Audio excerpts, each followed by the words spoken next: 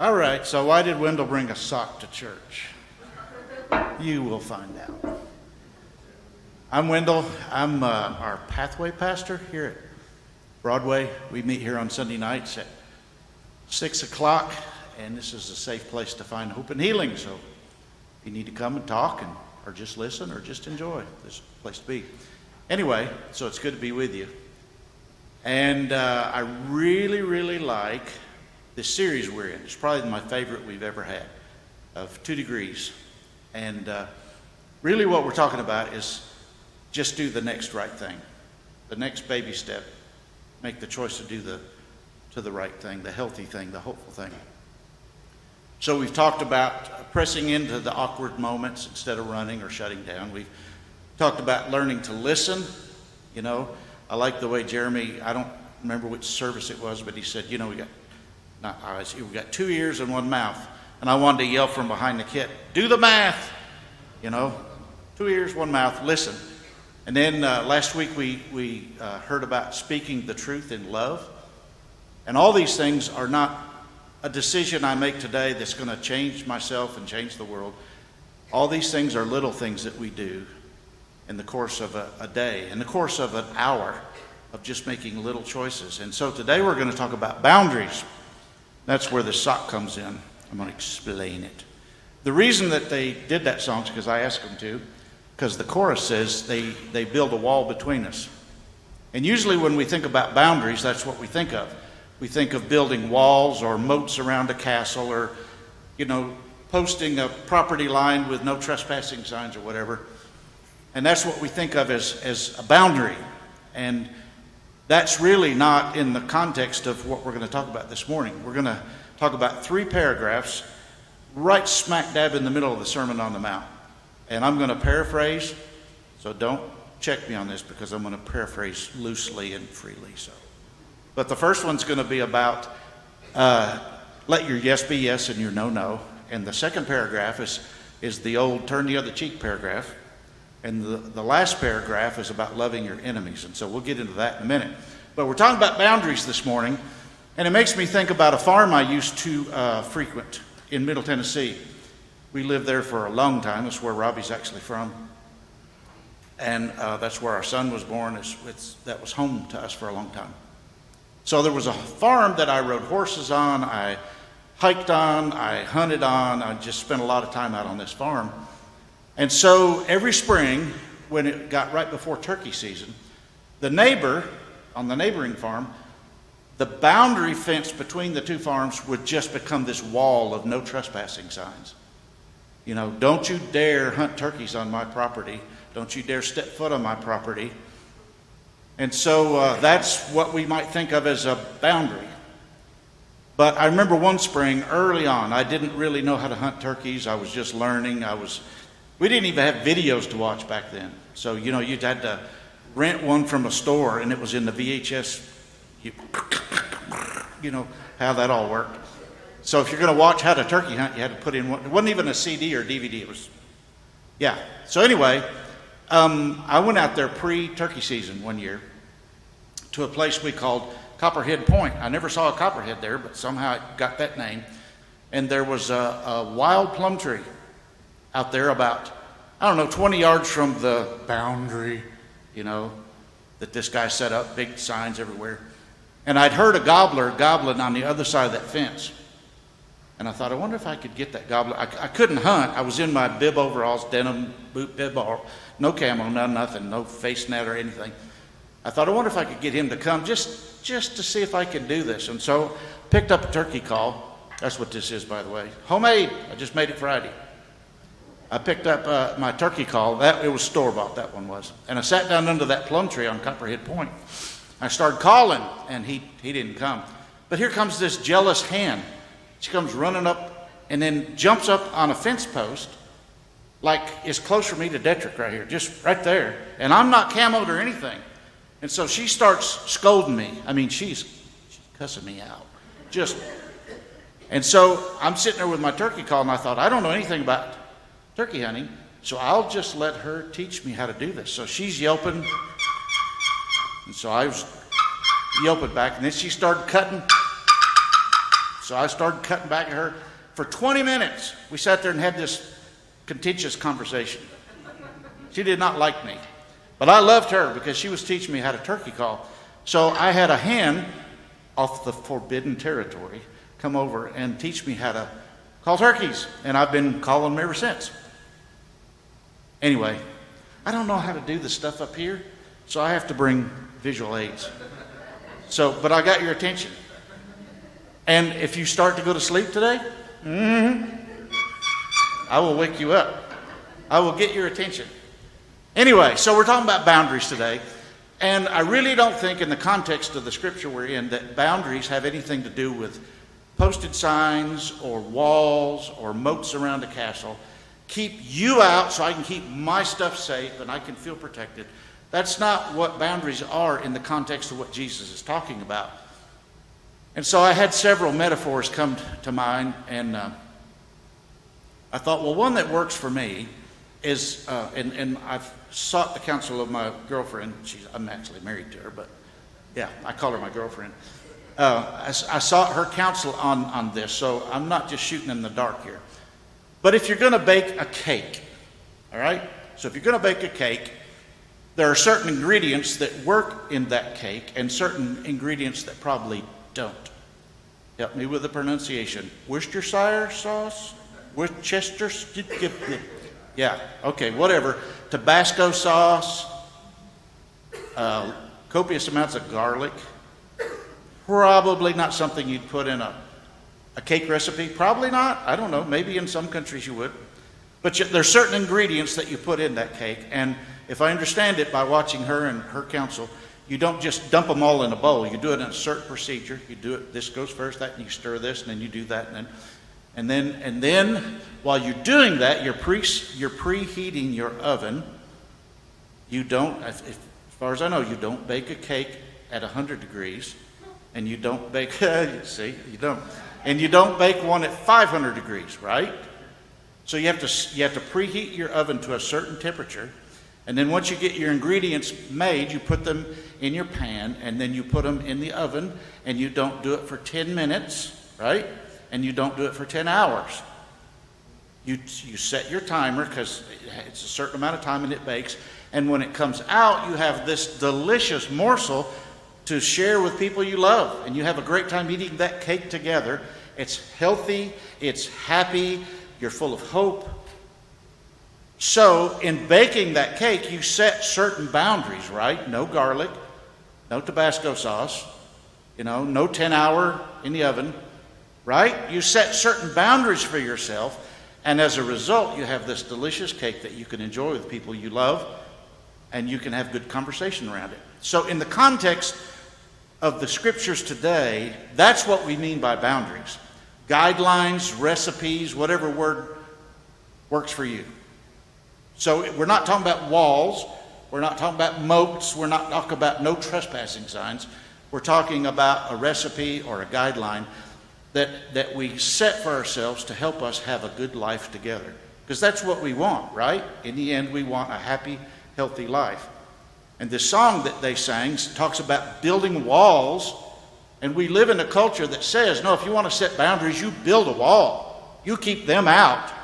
And you keep yourself protected and safe. And that's what we hear all the time. That's what a boundary is. But that's not in the context of these scriptures. So, like I say, I'm going to very loosely, emphasis on loosely, paraphrase these three paragraphs. And in the NIV anyway, they're set out as three paragraphs, and they're pretty equal, the three of them.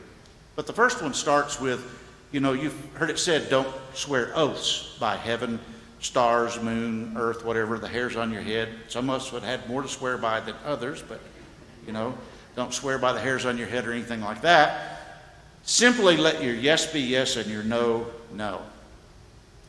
True confession, I've been in the ministry for a long time, and this particular passage confused me for a long time. I thought, I just don't get what Jesus was trying to say here. I don't get it.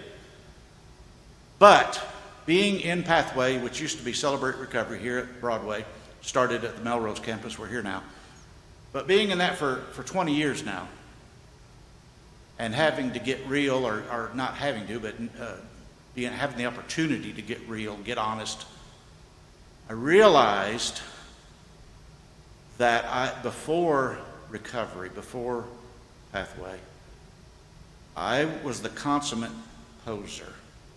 I was what Jesus called a hypocrite. Didn't think I was. I thought I was honest, but I really wasn't. Because every time I got ready to leave the house, I would go to the closet and I would find the suit to wear that would fit where I was going. So I had the official version of me, I had the play version of me, I had the happy version of me. I had all these different versions. And I know we have moods, and I know our moods shift and all. I'm not talking about that. I'm talking about I was whoever you needed to be me to be at that moment. Because I wanted you to like me. I wanted you to accept me. I wanted credibility with you. So I became whatever version I needed to be to get that from you. And I called it healthy living. And it was not healthy living at all. But when I got into Pathway and started to get real, by the way, we have 2 guidelines in Pathway. One is be real. The second one is let us love you. That's it. Just 2. Be real and be loved. That's it. So I got in there and I started to get real and started to get honest, and I realized how hypocritical I'd been, how good. I was a professional poser for years. And I started to become real. And my closet started thinning out to where I just had one version of me that I pulled out. You know, we tell people all the time, just bring the living room version of yourself. Just be who you are, and you'll be loved. So I started doing that, and lo and behold, some strange things happened that I wasn't expecting. I actually discovered who I was. I didn't really know who I was before that. I knew I had a bunch of different versions in my closet, but I didn't know who I was. And when I started to be real, I started to think, oh, so that's who you are. So I became the true version of myself, the authentic version of myself, and then I started becoming that version with other people that I associated with. What I didn't realize is back in my posing days, I had a severe mistrust of myself. I had a mushiness inside. I was kind of liquid on the inside because it was always shifting and changing. So I wasn't solid. It was like I don't really trust myself because I know over here I'm this person, over here I'm that person. I don't know who I am, so I didn't have this trust of myself that I was solid, that I was gelled. I didn't know who I was. But when I started becoming more and more authentic with myself and with other people, then I began to solidify. I began to gel and begin to realize when I looked in the mirror, oh, I know who you are now. So before, if I said yes, it was like, I think I mean yes. If I said no, it was like, well, I probably mean no, but I'm not, I don't know for sure. So what Jesus was talking about is, so I need some sort of outside credibility to back me up. So I'll swear by this or swear by that, and that'll back me up because I don't feel solid enough in myself. But the more solid you become and the more authentic you become, then you can say with all assurance and all solidity, my yes means yes and my no means no. And it's not in an ugly, stubborn way. It's just simply in a solid way. It's in a steady way. It's in a confident way, where my yes is yes and my no is no. And what's really cool about working at Broadway and working with the staff I work with, Carl and Laura and Jeremy and MJ and different ones that I work with here at Greenwood, it's so cool to live with people who you can say yes to, and your yes means no, yes, and if you say no, your no means no, and there's no, it's okay. It's okay. So I think that's the first way we talk about boundaries, is you find your own boundaries by being true to yourself and learning to live authentically true to yourself. You're not giving the version you think will be accepted. You're simply giving the true version of yourself. So when you say yes, it means yes. When you say no, it means no. Then we come to the second one, which is actually a triad. It's the turn the other cheek, Give them your cloak as well. I don't remember all the items of clothing, but anyway, you give them an extra piece of clothing when they see you, and you walk the second mile. And he said, you've heard it said, an eye for an eye, tooth for tooth. Isn't that interesting that verse gets quoted a lot as being, this is the way you should live? But he said, you have heard it said, but I say. He turns that one on its head. But we live in a culture that still says, no, it's an eye for an eye and tooth for tooth. No, that's obsolete. Jesus said so. And he said, here's the replacement of it. So let's unpack all three of these because they're worth talking about, because they're all kind of the same, but they're all different enough that we need to kind of break them down a little bit. So the first one is, you're in a room full, I'm just making part of this up, okay? I'm making most of it up. So you're in a room full of people. There's a lot of noise. People are jockeying around. Say you're at a party, somebody's house. It's kind of crowded in. And somebody, for whatever reason, you said the wrong thing or they just woke up on the wrong side of the bed or whatever, that they slap you. Boom, they get you. And it makes enough noise to kind of get people's attention, but they don't quite know for sure who did it and they did it to, except they see these red marks start to form on your face, and they're like, oh.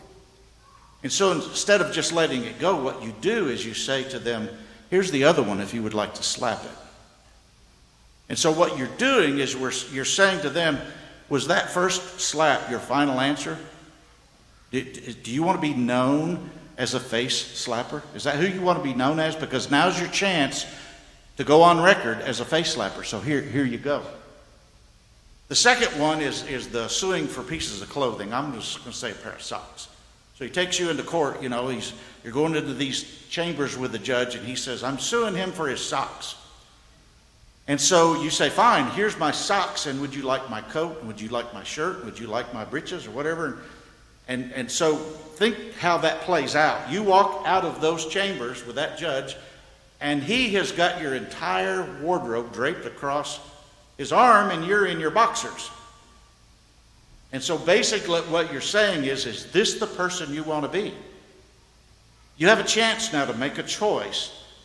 Your first impulse was to seek some revenge on me or to create some justice by suing me for my socks. But where do you want to go with this? What kind of person do you want to be here? So that, again, is pretty close to the face slapping thing, is giving the other person a chance to decide, who do I want to be here? And then the third one, y'all probably already know this. I mean, if you've been to church once or twice and heard this story, you've heard. But in Roman culture, with the Romans occupying Israel there, a Roman soldier could come up to anybody at any time and say, I've got this pack that I'm carrying, I'm tired of carrying it. Under Roman law, you have to carry this a mile for me. You have no choice. It's Roman law, you have to do it. So he unloads it and he puts it on you, and you go the first mile. No conversation, you're probably 2 or 3 steps behind. He's intent on where he's going and what he's got going on. Maybe he's got some buddies he's talking with, whatever. And you're just simply going along behind with this burden on your back, trying to carry it for him. And you come to the mile marker, and he looks at you with this disgruntled look like, give it to me. And you look back at him and you say, no, I think I'll carry it for you for another mile. So now he's got a whole mile, and you've got to decide, what do I do with this? Essentially, for the first mile, he was in charge. In a way, the second mile, you're in charge. Yeah. You were his pack mule for the first mile. You just became a human being on the second mile. And he has to choose whether he wants to engage you or not. And since you're carrying his pack, if you initiate a conversation, it's kind of like, do I just not talk to them or do I engage them? And so you become human, which helps him become human, which creates a whole different setting than was present in the first mile. So this second paragraph in this triad today, out of the Sermon on the Mount, this second paragraph, what essentially we're doing is we're helping this other person decide where their boundaries are, what their recipe for life is going to be. We're helping them make that decision, but we're not doing it in an in-your-face way. We're not doing it in an aggressive, assertive way. We're doing it in a very gracious, compassionate way, but we're creating a situation that they have to figure out. We don't just walk away and say, well, that was okay. You know, you hit me good and hard, or yeah, I'm half naked and you got or yeah, that was a nice smile. What we're doing is we're forcing the issue in the best way. We're forcing them to reconsider who they are and where they want to set their own personal boundaries. If you think of Martin Luther King Jr. and what they did in their peaceful protest back in the 60s, some of us here were alive then. I remember those days. And he forced them to sick their dogs on them. He forced them to spray them with fire hoses. He forced them to abuse them and have to decide, is this who we want to be? And it worked. There were a lot of people who said, this is not who we want to be. And things began to change. We're still in a fix, but things began to change. But he was applying that paragraph out of the Sermon on the Mount. That's where that came from, the idea. The truth is more than an idea. So we set our own personal boundaries with ourselves. I'm going to be honest. I'm going to be authentic. So my yes will mean yes and my no will be no. Then the people I associate with, if they're abusive, if they're manipulative, if they're deceitful, if they're disrespectful, whatever, and I am in the same room with them over and over and over again, this is an ongoing thing, I help them in the most gracious way come to the place where they have to make a decision on where they want their boundaries. And I look at those first two paragraphs and I say, well, one step at a time, with the help of people I love and who love me, I think I could get a little better at those first two paragraphs. But then when you come to the third one, where Jesus says, you've heard it said, love your neighbors but hate your enemy. And he says, but I tell you, love your enemies. Do good to those who are mean to you and bad and abusive and disrespectful and deceptive to you. Do good to them. I look at that and I say, ooh. My old church version of me that I used to pull out of the closet would say, yeah, I've got this. But my real living room version that I'm trying to live these days says, I don't know if I can do that one. I struggle with that one. Not with somebody who casually is abusive or mean or deceptive or whatever to me, but somebody who's that way over and over and over. Every time I'm with them, they treat me this way, or they say these things, or they do these things to me. I don't know how to do that. I don't know how to love them the way Jesus talks about here. Can I get a witness? I mean, this is hard, you all. This is hard. But he includes something in that paragraph that if you kind of read, a lot of times with Jesus, you got to read between the lines. It's like, what are you really saying here, Jesus? And he says, when you do this, when you love your enemies, you're like your daddy. You're showing that you share his DNA. Because he can do this. You think about the creation of the world. You think about that. I don't know that it happened in 6 24-hour days. I don't really care. That part of it we're not going to talk about. But the idea that God did it and he spoke it into being was not a roll of the dice for him. Let's just see how this goes. We're talking about God here. So I think he anticipated the little fruit thing that happened. And I think he anticipated the rebellion. And I think he anticipated the deception and the disrespect. And I think he anticipated these people I'm going to create out of love, out of generosity, are going to treat me like I'm their enemy. They're going to treat me like I'm their foe. They're not going to trust me. They're not going to take me at my word. But I'm going to create them anyway. I'm going to show them what love looks like in the face of mutiny. I'm going to show them what love looks like when it's been slapped. I'm going to show them what love looks like when it's lied about, when it's abandoned, when it's walked away from. I'm going to show them what love looks like. And so God is the author of love. If you think you can come up with it, go ahead. I've tried. I cannot create it in myself. I just can't manufacture it in myself. But God can. God is the author and the source of love. And he showed it back when he created the world, the universe. So to me, I kind of do the math, and I think I've got this right, but I may not. So if I let God love me the way he appears to love all through Scripture, if I take that personally and not just as a concept that's real interesting to toy with, but it actually experientially, I let God actively love me, I wonder what happens. And so in the midst of my recovery, I got real, and then I realized God loves the real version of me. Other people love the real version of me. I don't have to dress myself up all pretty and proper to be loved. He loves this version of me. And when I let that start happening, and I lived in it, not just toyed with the idea, the concept, but I lived in that love, then something strange started happening. I would be in a room, or I would go into a room with somebody who had been what you'd call my adversary for a long time. An enemy, out to hurt me, out to destroy me, lie about me, disrespect me, just treat me bad.